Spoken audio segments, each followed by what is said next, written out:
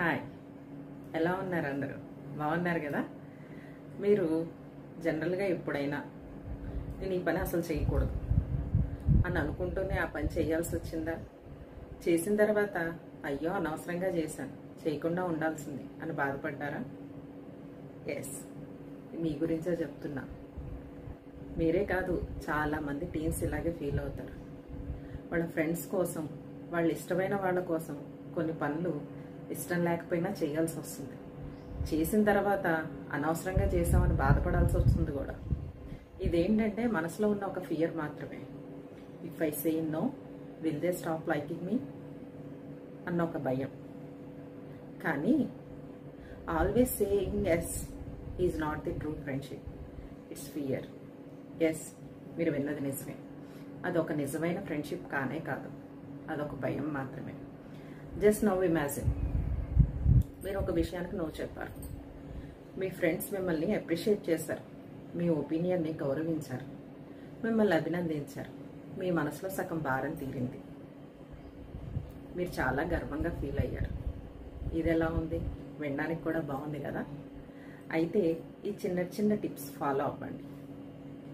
Saying no without hurting anyone. First one, be clear but kind.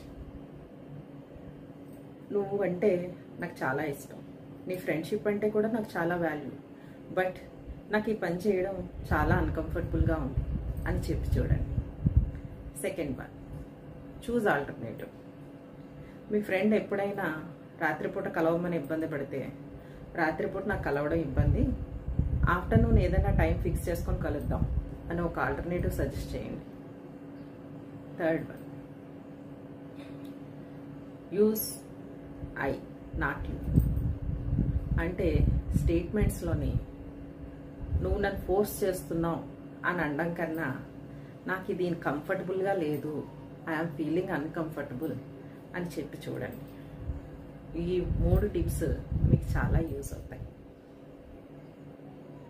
అంతేకాకుండా true friends are really saying yes to your no, really appreciate or really respect your no.